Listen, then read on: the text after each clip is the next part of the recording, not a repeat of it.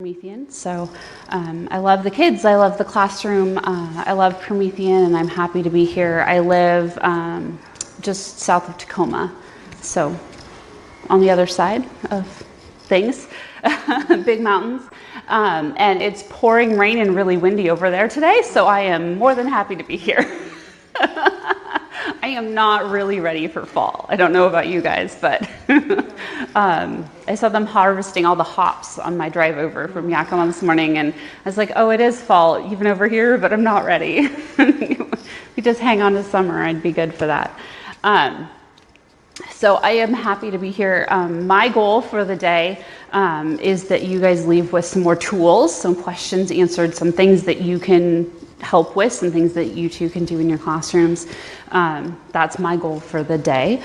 So if you would kind of just tell me your name and kind of what you teach and what your goal for the day would be. So Maggie Celaya, I teach second grade at elementary, and my goal is to learn more about it so I can use it more efficiently. Absolutely. I'm Mystic in fourth grade at Metal Elementary. I know so little, I don't even have questions to ask. So hoping to formulate some questions and use it beyond, with my This. and that. I mean, this is a great start. Doc camps are a great start. But yeah, there's lots of other things. Well, I like that you can capture what's on the document camera, you can capture it and put it on the screen. Yeah. Yeah. Absolutely. Yeah, I want to be able to do more than my students. Because right now I have one student who can do all the things. I don't know how. I don't know where she learned how to do it, but She didn't. She just pushes the buttons. and she's comfortable doing it. Yep. That makes me sweat. You're not alone. You're not alone. And your name was? Summer. Summer. Welcome. Maggie and Summer and Angelica. Yeah, and I'm the tech-tosa, so I'll be the person that if there's any questions about this, it's up to me to be able to answer them. And I used Promethean when I was in high school, like when the very first iteration of it came, and so it's vastly different. Vastly different. So I decided to see the differences and the changes that have sort of come with that. Absolutely, absolutely. So one of the big changes is that this is multi-touch. So you don't have to do one person at a time like you did with older and other technologies. So especially I split this whiteboard so that each side has their own set of colors, because we know when two kids come up, they never agree on the color they want to use. It's just not a thing kids do. So the nice thing is it is 15 touch. So basically as many kids as you can reasonably get up here without elbows and tears, you can have them up here writing and interacting. So that's kind of our first goal, is that you come up, things that you've done could be as simple as I turned it on or I asked a student to do something.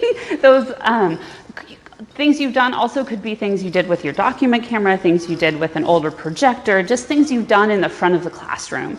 And then questions.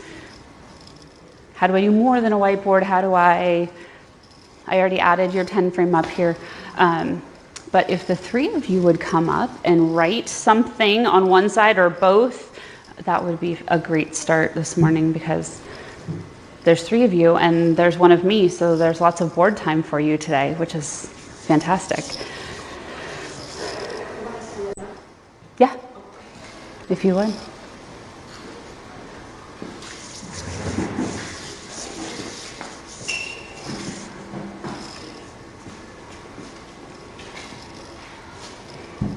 So you can use the pen or you can use your finger.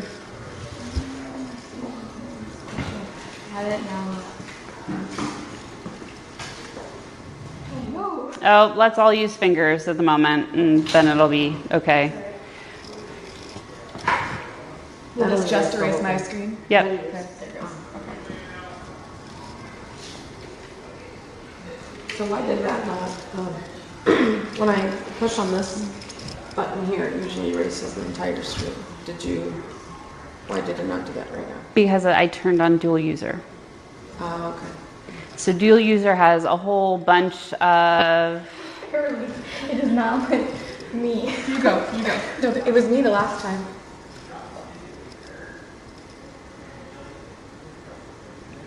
It's okay. Just keep writing.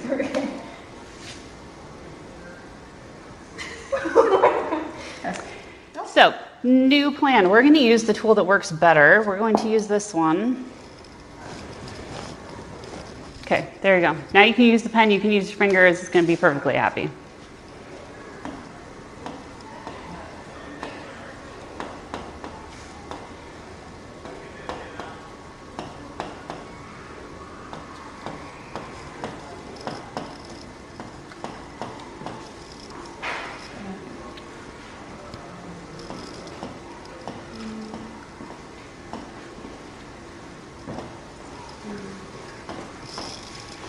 Good morning. Good morning, how are you? I'm good. How are you? Good. I can use it with.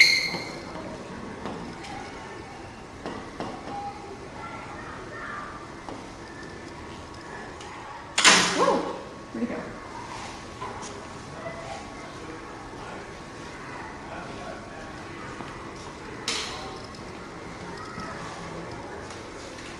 Nice. So I'll add our 10 frame here.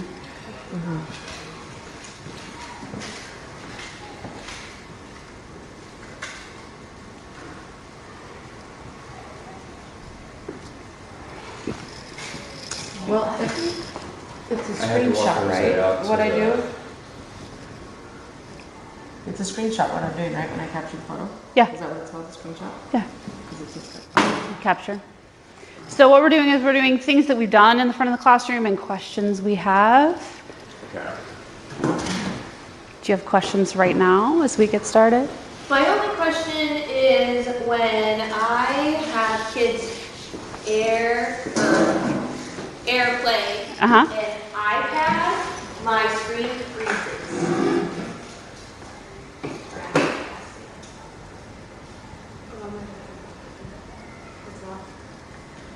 Or if they press play in their like keynote presentation, it'll just be black and won't show. Okay. I don't know that I can fix that. It happens on Right now? several different ones. I don't know if it's an Apple to Promethean thing. But it doesn't happen on all of them? No, not on all of them. That'd be too easy if it did that. I mean, I started just having them not press play. I was like, just put it up there and do your presentation, but that's kind of a bummer because they added animation and didn't show it. And, yeah. But I know it's happened to several teachers. So the two of you who, well, I guess we'll say this now because it's important. There are two different panels in the district. Some have buttons in the middle of the front and some have buttons on the side.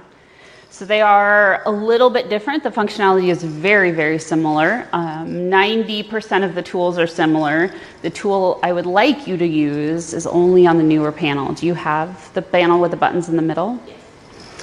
So there is an app now called Screen Share. You don't have an iPad with you, do you? No. Do you have an iPad? So Screen Share, you've been using ActiveCast. Screen Share is the new version of ActiveCast. Okay. So that, unfortunately, is going to be the first thing that tech support tells you to try. Yeah. So that's a good thing to try now. Okay. To do screen sharing with this, you need an app called Screen Share. I know, super strange. I need that on my iPad. Yeah.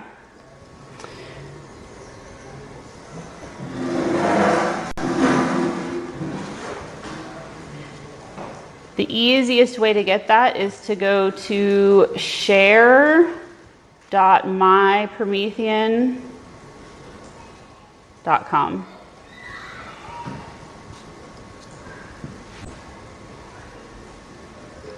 So there's an app for your Mac, there's an app for your iPads, there's an app for PCs, So I have to download it on all devices. Okay, so that'd be something that we'd have to protect. Yeah. All the devices. Yeah. All those Promethean accounts. Okay. So there is a Chrome extension for the Chromebooks. There's, so can you add that app to your iPad? Okay, perfect. So screen share definitely is one great feature of the whole Promethean solution. Kind of we'll talk through that and then we'll kind of go back to some of the other basic stuff. With that, can you have multiple students sharing the screen at the same time like you can with ActiveCast? So you keep all of the same features of ActiveCast. It just is doing it in a new way. So it's getting a little bit better connection. It has some new opportunities, especially for your Mac.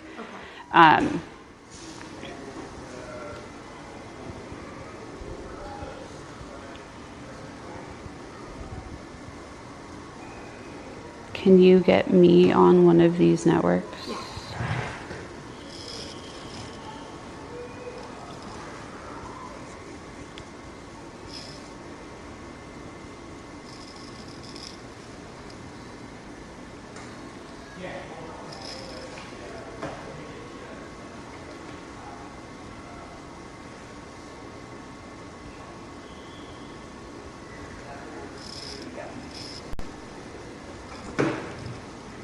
Beautiful. If mine works.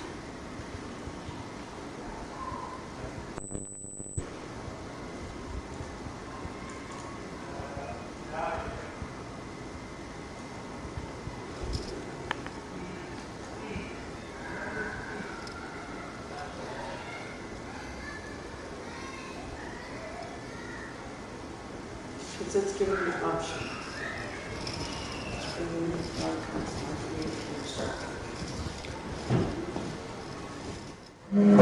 So start broadcast. Oh, sorry. No, you're fine. Did I confuse it by walking behind I it? turned it off, Oh. it's not flying all over the place. So start broadcast. So right here, you see it says 1. There's 2. Nope. Now I hit stop, I think. Start. So when I do that, I see yours and mine. So I can check any of them that I want to see, and I can say share. So it will share up to 4 of them at a time. So then I can go back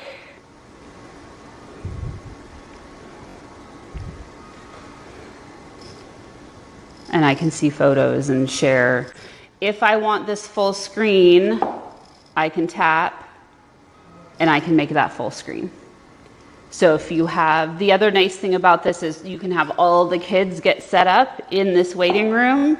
So all of them can be in here. So when they're ready, you can just come and check their name and say share. You also can use that a little bit more as a kind of management tool. If everyone's name is in here, I'm gonna randomly choose 4 kids to show up here. Do they have to keep their devices open and on, or do they get kicked off? Right, they need to be open and on. So the management piece, if everyone's open and on their device, then I can just kind of pop in and kind of say, hey, I'm gonna check on 4 of you. Okay. Pull up those 4 devices. You know, you never know what you're going to pull up, but if they don't know you're going to pull them up, then they're more likely to stay where they're supposed to be. This now gives us some other options and would be kind of another way to try to do that and see if that works any better. So let's make this smaller. And this can just kind of hang out here waiting for more students to join in. So that. So they could just, so with that app though, if it's on their iPad, with it open and on, like the app open and on, then they just pop in here, or Mhm. as far as management, so I have to have everyone open that app? Mm-hmm. Okay. They need to do, so in my app,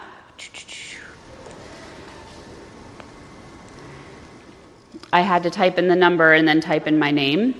So the number is right there. If for whatever reason you want to change that number, all you have to do is hit the 2 arrows in a circle. So that means you have a new number. So kids that were sharing yesterday don't have the number first period to second period. And then when I say start screen share, that's when I can say start, and then that will connect me. So I need to do that process to connect, and that will put me in that waiting room.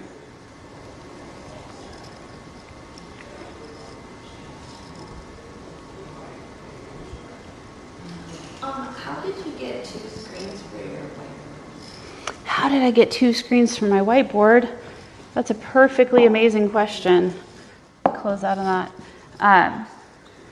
So whiteboard, 2 people right here with a line in the middle gives us 2 screens. So the other thing that does is what I did, I can write and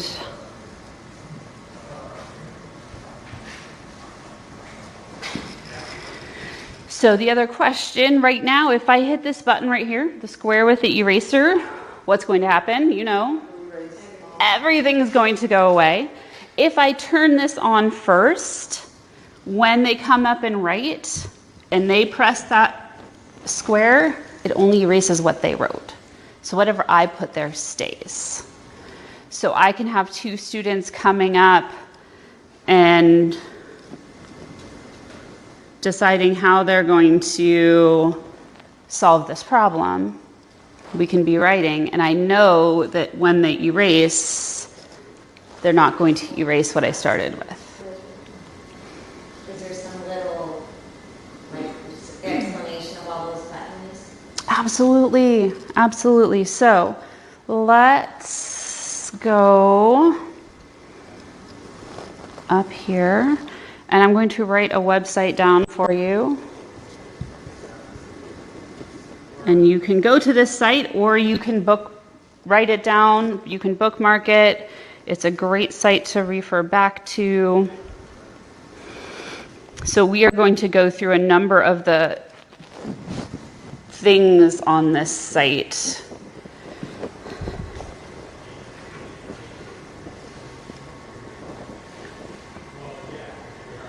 Today.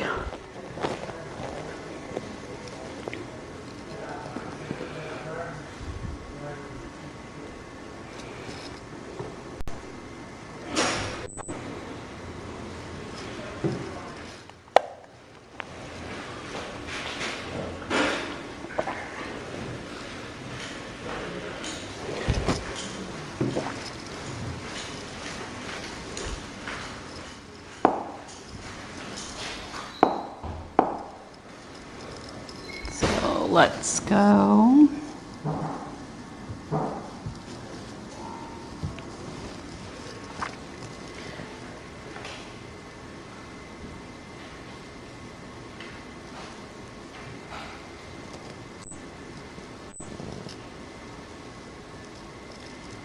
No?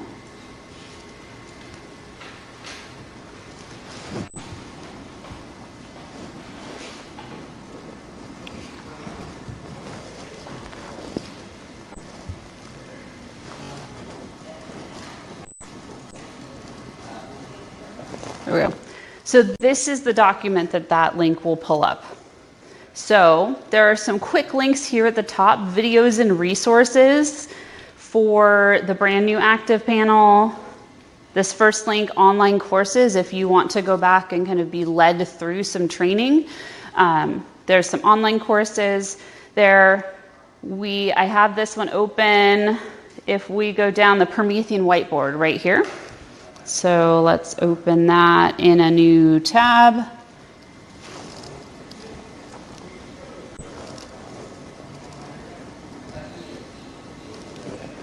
So Is this kind of what you were looking for? Each of the tools with their little labels, so you can kind of come back.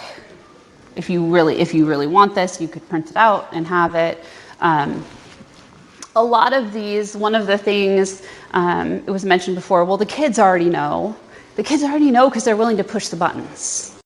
One thing I can guarantee you is you are not going to break it. Nothing you do is going to break it. Nothing you do is going to be irreversible. It's built to be clicked and pushed and used, and so don't be afraid to try things. Don't be afraid to push buttons and see what happens. Yeah. If I were to take a screenshot of that whiteboard because I want to save it, where does it go? So Does it depend on if you are on, because I think the confusion sometimes is if you're on the Promethean or if you're on the computer that's been added. yes, so we will kind of talk through both of those. What I'm going to encourage a little bit of integration. We'll see how you guys feel as we talk through this today. But we talked a little bit about screenshots. So if we use this arrow button here, we were in this whiteboard. So this arrow button is our basic tools. These are the tools that are going to work the best for us. So we have our whiteboard. That's the whiteboard I was just writing in. So if I go back, next to the whiteboard is a tool that says capture. So let me scroll this up a little bit. The capture is going to take a picture of this. It's going to ask me how much of this do I want. I don't always want all of it. I just want this piece. Oops, let's make it a little bigger. And I'm going to say done and open in whiteboard. So that's telling me that picture is going to my whiteboard. So you can now grab anything you want and dump it in your whiteboard. So this will save in my whiteboard. So if I want to take that image and open it up again later, where does it go? So this whiteboard right here in your 3 dots, so all good web things either have 3 lines for menus or 3 dots for options. Right here it says new, open, save. So just like your computer, wherever you save it, that's where you're going to go back to open it back up. So when I say save as, it's going to say, where do you want to put that? Turn our volume down a little bit. Wow, that volume is way up. Okay, so I can save it. Right now I'm just saving it on the panel itself. I can, with my 3 dots, just like I said, menus and options, I can create a new folder so I can organize those whiteboards if I want to save them for different content areas, things I want to come back to tomorrow, because math doesn't always end today, right? We do some of it today and tomorrow we build on. So I can add a folder for math whiteboards. I can add a folder for whatever other content that might be. So I'll just save it right here for now. So when I want to, the easiest way to get rid of everything is just to say new. Then everything will go away. So once I've said new and I want to go back, I'll say open and I'll find that whiteboard. It gets named with the date and the time by default. So you can name it with the unit, with the content, something you'll remember, or just the date and the time is like, oh yeah, that was yesterday morning. That's the one that I want. So you can open that back up. And then you can move it around. You can move things, you can erase things, you can add to it, any of those things, because it's a document that you saved. And is the way that you did that on the internal computer or the extra? I did that on the panel itself. So the whiteboard that I'm using right now, the whiteboard that you find when you click the little caret arrows, this whiteboard is on the panel itself. I like this capture feature on the panel itself because it gives me that option to crop. So you were talking about taking a screenshot and wanting that 10 frame. I use the capture feature, but it's never asked to crop. Did you use this from the little arrow? You used the one from the circle. This one's different. This one's newer. It will let you crop. The one in the circle won't let you crop. It's just going to take the whole screen. No, I use the one that comes from the menu that's This one? yes. That's the same one as this one. So you have 3 of those menus. And wherever you happen to be, that's where that menu is. So, Well, there's 2 of them because if you use the like extra computer that was gone. if you use this one, it will not crop. Yeah, that one I don't use because that little bubble doesn't really show up. So, things that will go kind of backwards a little bit and talk about kind of the hardware that you're using. So the panel itself, so in that guide, that document that I gave you, I just need to be more patient, there's a quick start guide. So the second link down under documents. So this quick start guide is going to label out for you all of the things we're about to talk about right now. So you have all of these buttons labeled out.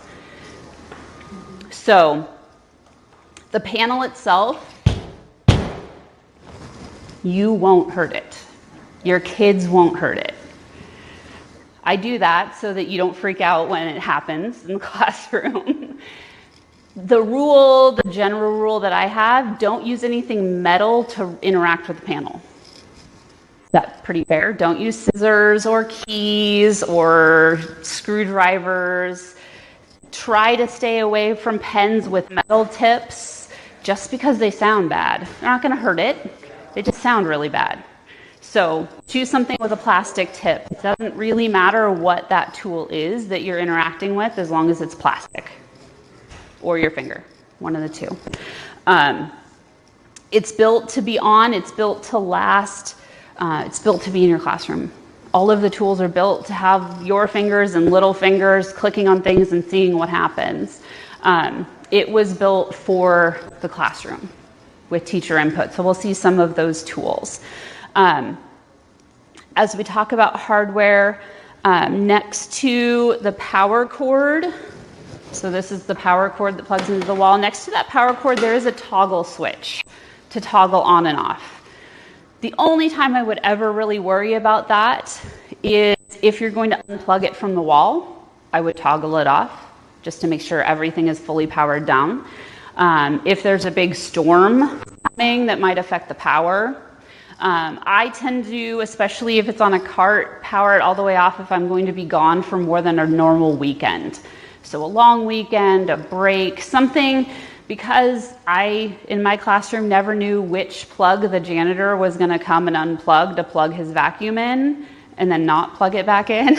Like on a normal day I knew, but then over a longer break, I never really knew. So it's just over those longer breaks better just to power it all the way down. First I used to hit the power button, Yep. and then it would come back on.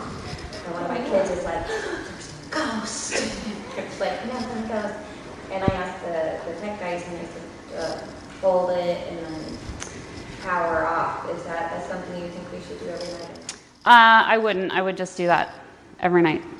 Just the one tap? Just one tap. And then because then I'm like sitting there talking to the kids, and it comes right back on. So it has proximity sensors. So it's designed to turn back on when you come into the room so that when you get up there, it's on and ready to go, unlike your projector that you hit the button and you wait and you wait and you do 5 other things and it's still not all the way on. So in this mode, the screen should stay black and just kind of hang out here. So the light will be red, the flame will be lit up. It's meant to just stay this way. After 2 hours of being this way, this is like when you pick up your phone, before it turns back on. I can't even really do it. When it looks like this, and you're like, hey, is my phone on or not? I don't know. You press the power button, you're like, oh yeah, it was. it was on. So that's just like this. Your panel, after 2 hours of being like that, will go into an even deeper sleep. Kind of goes to super low power mode. So that's just the best way, just leave it there. Because anytime someone walks in the room, it's going to turn itself back on anyway. So it doesn't really matter. That's the other reason on a long weekend that you might just turn the power all the way off, because then it can't come on when someone walks in the room when you don't want it. So that is the power button. Just a single quick tap will make the screen black. Just easy way to take that input away, to tell it to sleep. Good things like that. Next to that, you do have volume buttons. So your volume buttons, you have an easy way to just slide. Have you guys played videos on your panel? How's the sound? Sometimes good, sometimes not. I mean, when it's good, it's good. But I think, I don't know if it's just because some of the, like the quality of the volume on the video that I'm playing itself is not that good. Yeah. So are you playing them from the panel or are you playing them from your computer? Okay. When it plays from the panel, I think it's actually better than when it plays from the computer. Right. Well, I mean, are you opening it on your computer? Because when you plug things in, you then start to have multiple volume sources. So where is the volume turned up? Where is it turned down? So if you have something low, make sure your computer volume is turned up and make sure the panel volume is turned up. But especially things like YouTube videos, the volume level fluctuates greatly. So I tend to leave panels down, kind of down here, kind of around a third, so that you're not getting into any of those kind of weird, crazy high volume issues. Caution, going to YouTube Home in front of your class, not always a good idea. Yes, definitely some of these I wouldn't play in front of my class, but Playing a video and having a commercial pop up. yeah. Yeah. Wonderful suggestions on the side show up as well. Yeah, so we'll talk about some of those. I was trying to find a video quickly, easily, that wasn't maybe quite as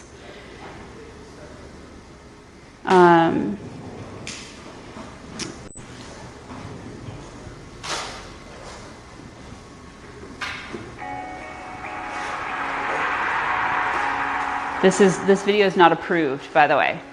Not approved. So don't show this to your kids. General warning. So that's about a third. She was sitting all alone over a road. So that's about half. So if you leave it up here and then you open that website that has sound on it, you start playing that video, it can tend to get a little loud. So just be a little aware kind of where that volume is. You can get to that volume from the remote. There's a plus and minus button. You also, here in your menu from your little arrow in your locker, it's a gear. So settings. This is that exact same menu. So if you don't want to go down there and push the button, you can change volume here as well. The other thing here in the settings menu is your brightness.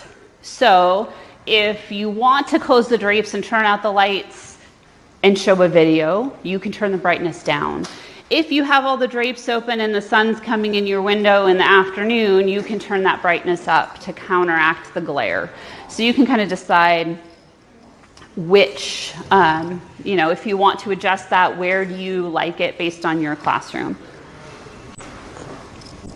So some easy adjustments, and we'll talk about these two settings when we come back to the whiteboard. So those are your volume. Your flame button in the middle just brings up the menu. It's another option. Freeze is going to make the picture stay put. So just like on your projector. So that freeze button looks like a snowflake. It is Also on your remote, so this is what your remote looks like. So you have that freeze button on your remote, so you can make that picture just stay still. So if you put some directions up here, you put something up here from your document camera, you just want it to stay, you want to hand that paper back to a student, you can hit that freeze button. Just have it stay temporarily. It's not saving it anywhere. It's just going to make it stay for now. On your remote is this square with the X. That's going to do the same thing that pushing the power button does. It's just going to turn the screen black. So just take away that input temporarily. Things like that. The other really important button up here is this little finger with a dot. So that turns touch off. So if you're doing something that you don't want the kids to come up and mess with, you can turn touch off. If you're showing a presentation from your computer or a student's showing a presentation from their iPad and you don't want anyone else accidentally messing with it, you want them to be able to point or lean, you can turn touch off. There's one of them, it's either freeze or touch, that you're still able to draw. With freeze, you can still draw. So let's try that freeze button. Let's go to our whiteboard. So with freeze, I can still do some magic on this whiteboard and write anyway.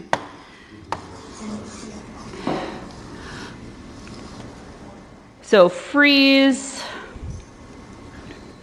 yes, it shouldn't show, but it does on this whiteboard.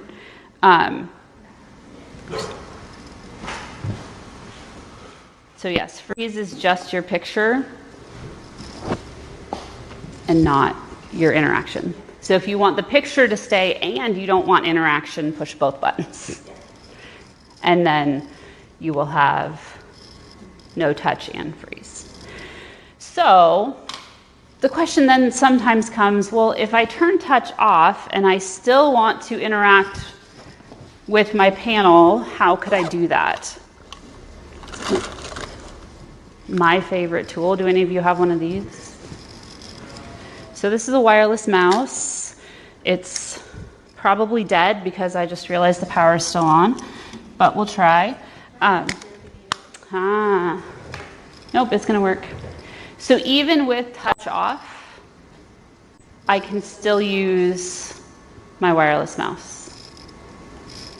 So I can go home, I can go back to that website, but I can't touch and interact up here. So you do have a way to interact with the panel and not have to be next to the panel. So there's 2 USB ports up here. Anything that you would plug into that normal USB port of your computer, your mouse, your thumb drive, you can plug into the front of the panel in those USB ports. So just treat these just like you would USB ports on your computer. So any of those peripherals you might want to use. So that's these 2 ports right here on the front of your panel. The other thing that, I still have touch off. The other thing that touch off reminds me is to be careful about what finger I'm interacting with the panel with. You smile. Kind of out of habit, the finger you interact with is the one closest to the panel. Is your longest finger, by the way. So that's the one you interact with. When you go to the whiteboard, that's the one you tend to use to click on things. But I'll tell you what ends up happening is these other fingers, they tend to start to get tired. So then you end up interacting like this. And I promise you, when you do that accidentally, the next student who comes up to interact with the panel, what are they going to do? The same thing. So that finger button reminds me that this pointer finger is the best finger to interact with the panel. The easiest way for students and teachers is to hide your thumb. If you hide your thumb and hold it nice and tight with these 3 fingers, you have 1 left. So this is the finger you interact with the panel with. For the younger ones, it also helps them keep their elbow and their wrist and their palm away from the panel a little bit more. Because with 1 finger, you tend to elbow out to write and interact rather than going like this. So hiding your thumb tends to be a really good thing. So that button, every time I see it, I'm like, oh yeah, I need to be careful what finger I'm interacting with. As we talk about that, we start to notice that my pen will write while my finger will move things around. If I'm in the whiteboard that came from this menu. I can tap on things and throw them away. So even this picture, if I tap on it, I can throw it away as long as my finger is on the arrow tool. If I change to the pen tool, then my fingers are going to write.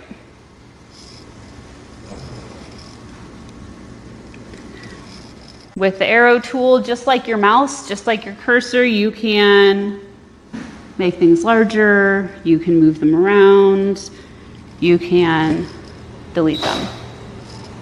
So let me undo and get our picture back. I love the undo tool. Undo is a good thing. There we go.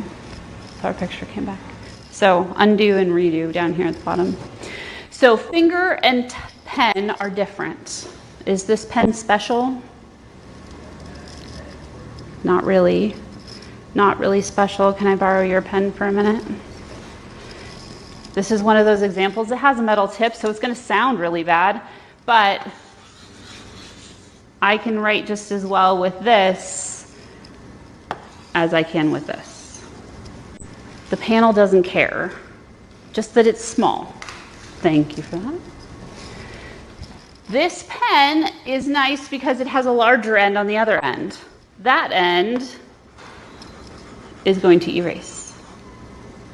So that's one of those settings that I have. So in that arrow tool, we went to our locker and we found our settings.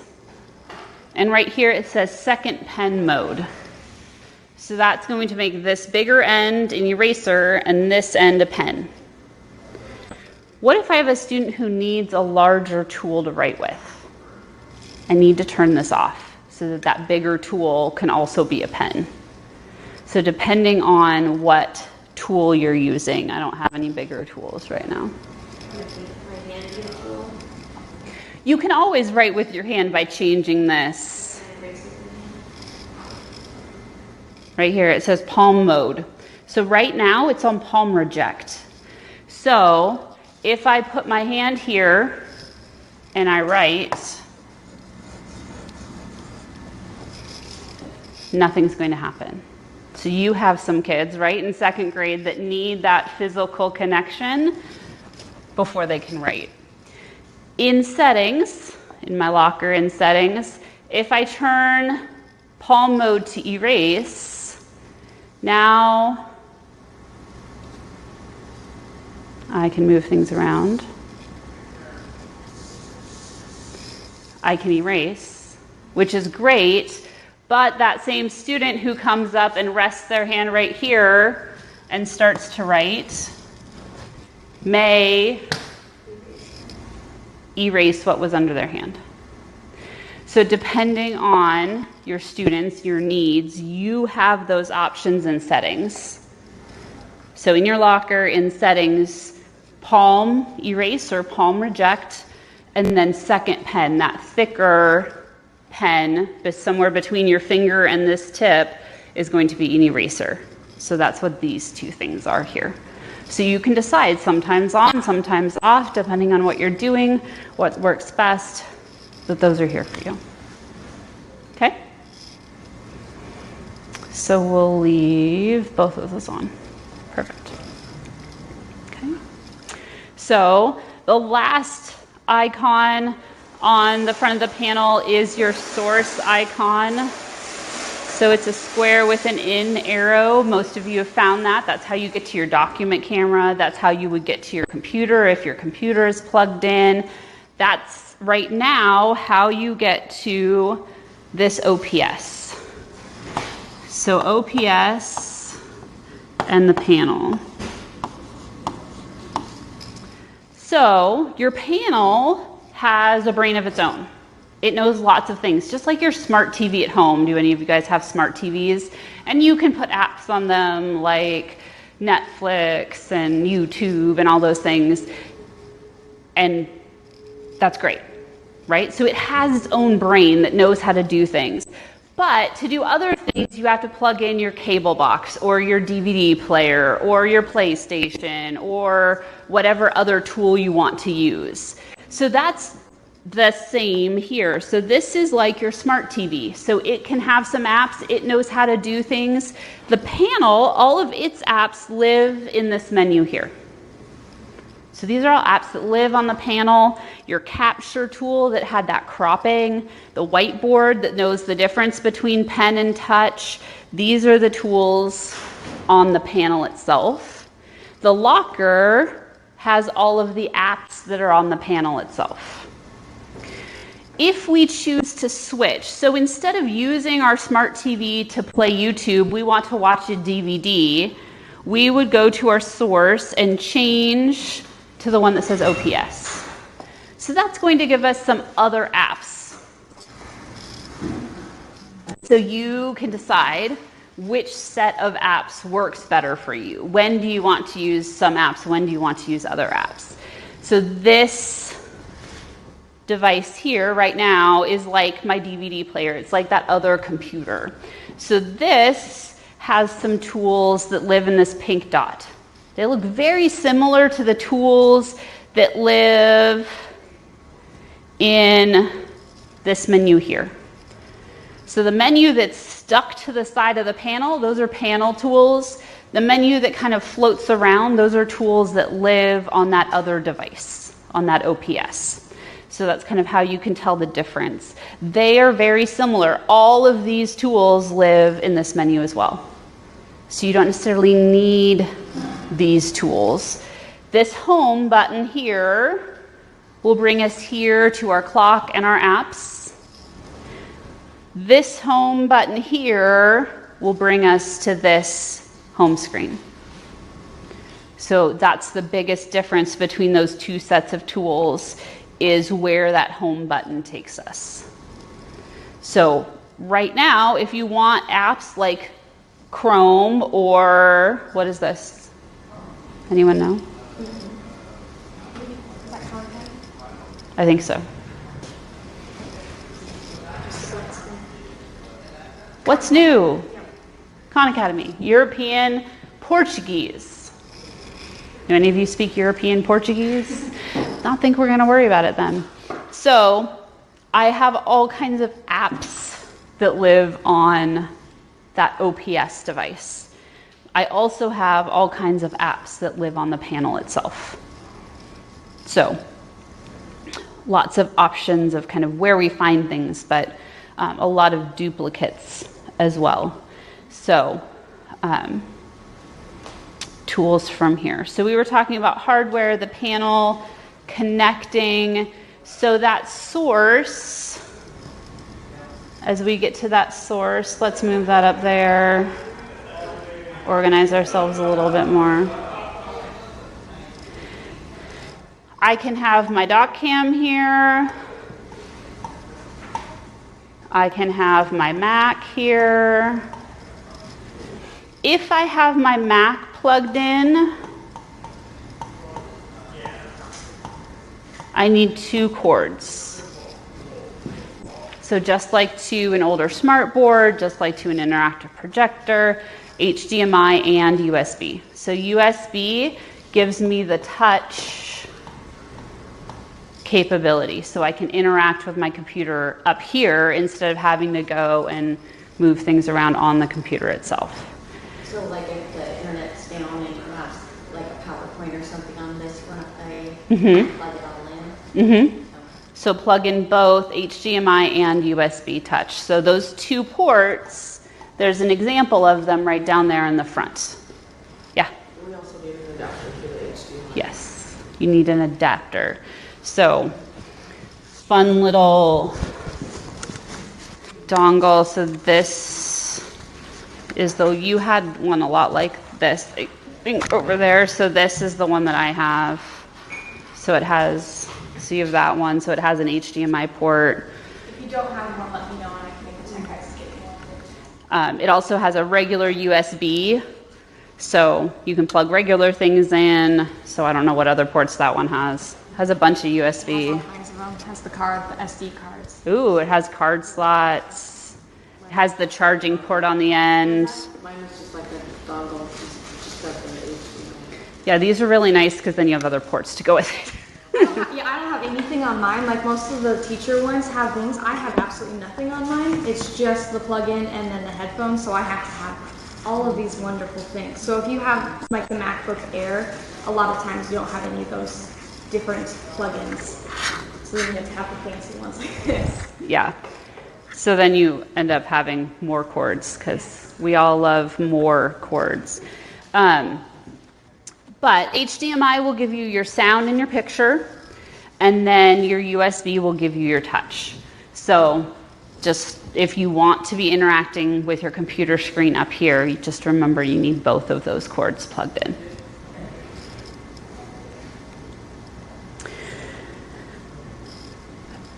Do you know if Keith found me a document camera? I don't know. He said he was going to work on it. What time do you not have kids in your room? At 9:15, so I don't have kids in my room right now. Mine's hooked up to the Do you mind going and borrowing it for us?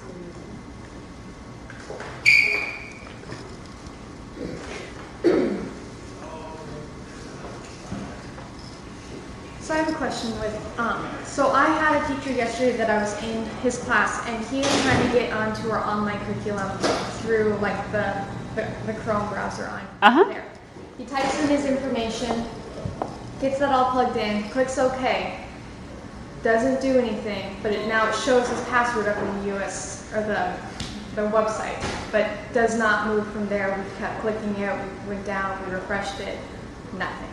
He can do it on his computer, but he was testing kids, so he couldn't couldn't show that. Right. So he was trying to get on the curriculum and put the password So in. where was that? Let's try it. So that would be my iReady toolbox. iReady teacher, Yeah. maybe? Yeah, I'm logging it there. Yes. Something went wrong. I'm well aware.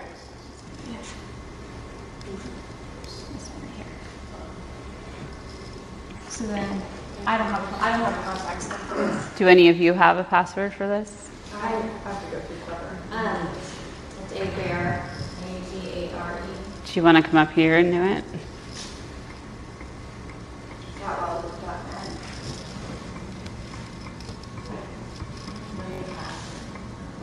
Yeah, my password, everything. It's capital J, Jen, J-E-N-N-A, 2002,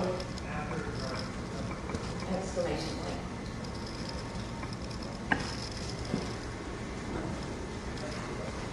So it works with you, but for him it would not show up.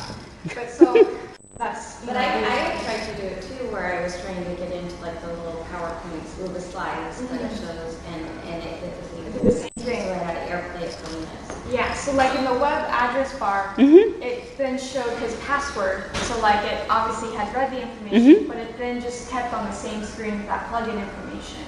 You want to try to show a video from the iReady toolbox. Nothing's working, but he can't screencast because he's testing on his Mac. Right. Is there So- a way around it, or like would maybe having that mouse and just doing that make that? That might make a difference. Other kind of troubleshooting options. Here in the 3 dots, down here it says desktop site. So sometimes you look at your phone on a website and it looks really different than the website you looked at on your computer. Well, Chrome thinks that this is a mobile device. Well, in this case it is, it's on wheels, but that doesn't mean I want the mobile site because the mobile site has different options.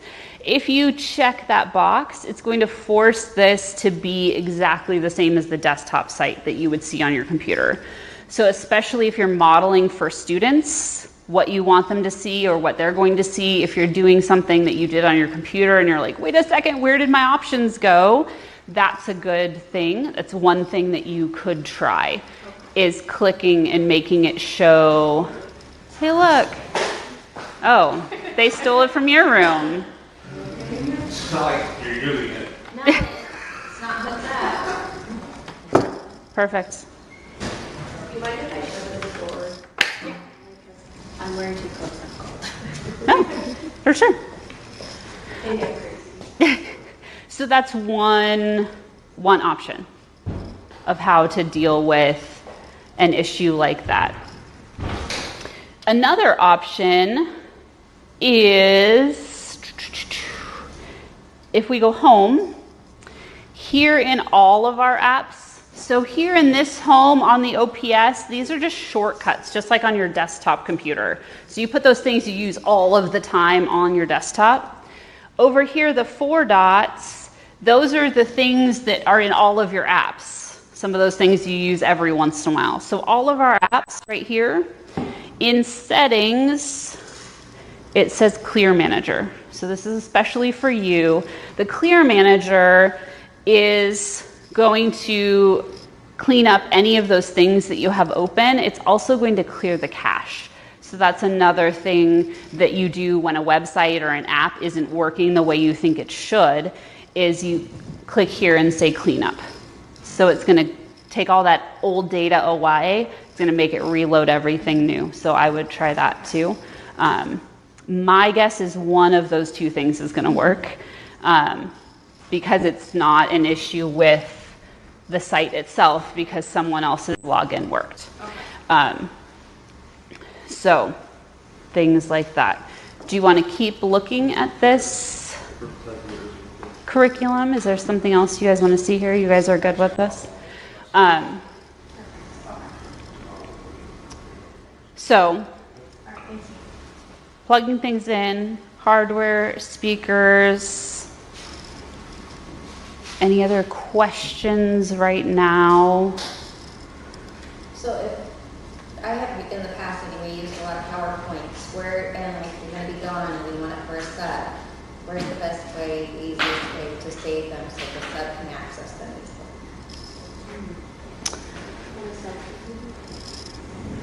Okay, stick it on the sub. I have an old HP. And then the MacBook. The other option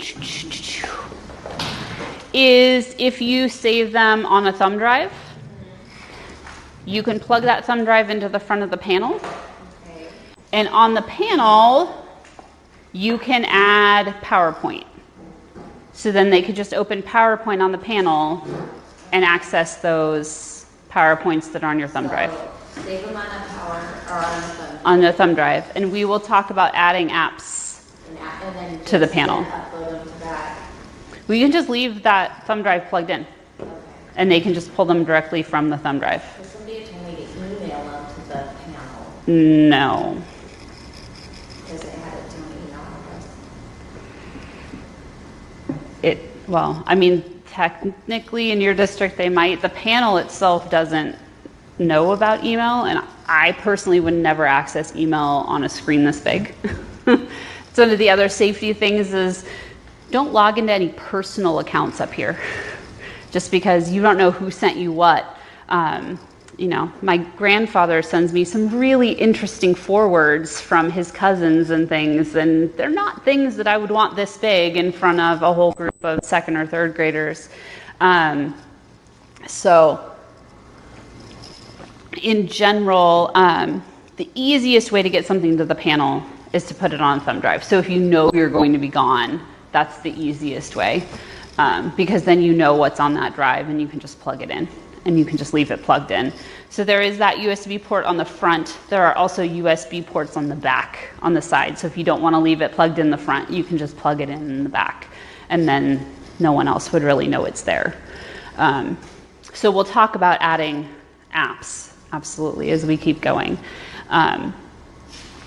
So document cameras. This document camera is going to act differently than this document camera. So I'm glad we have both of them. Is there an outlet down there? Yes, there's a cord over Oh, they're super. So let's take that power cord and go that way.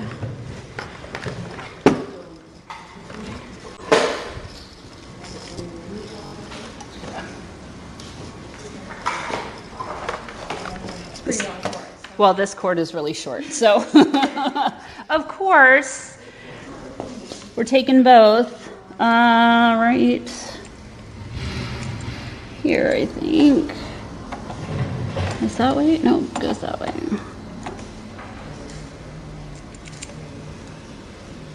Right here. There we go. So, source, now you see VGA. So I plugged in this document camera and I turned it on, so I see VGA now and OPS. So VGA, I would switch to this camera. It's not seeing anything interesting at the moment.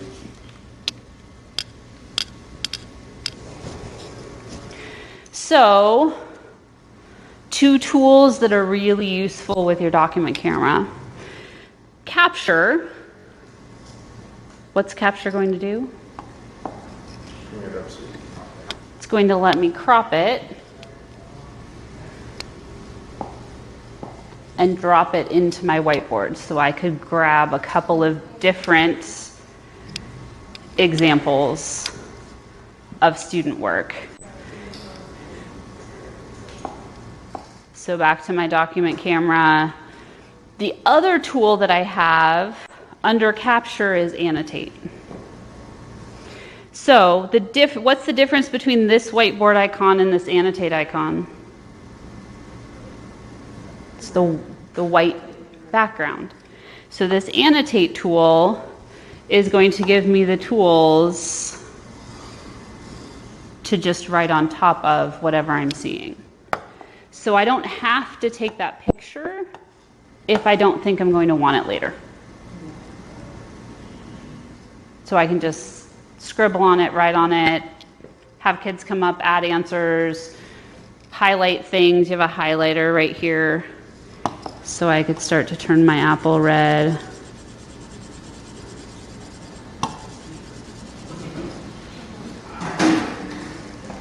Hello?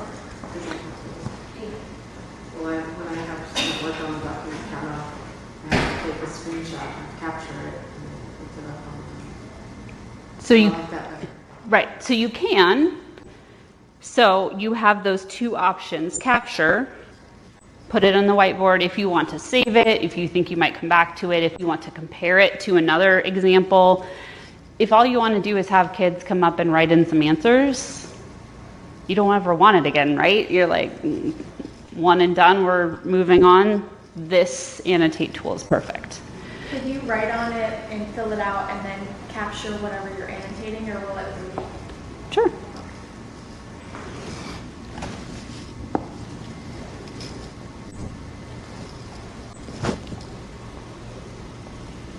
There we go. But I can't erase what was written there now because I just took a picture. So that would be the reason that I might want to take the picture first, because then I could erase what we had written on it and start over, things like that. But if you write on it first, you can always capture it and put it in your whiteboard. Okay, so this document camera here in source will say VGA, because that's the kind of plug you see. It kind of looks like that same plug, that wider with the two screw hands. So that document camera is how that one's going to work. This document camera, we need to test a little bit. So I'm going to look at a couple apps while you guys take a break, and then we'll look at this document camera. What? I know, I got an email about it 2 days ago, and I was like, well, I'm coming, so. I said, why don't you just wait, and I'll look at it when I get there, and we'll see what we can do with this. So, take a break. It's 9:10, so 9:25. Take 15 minutes, do whatever you guys need to do. I'm going to mess around with this a little bit. So 9:25 will come.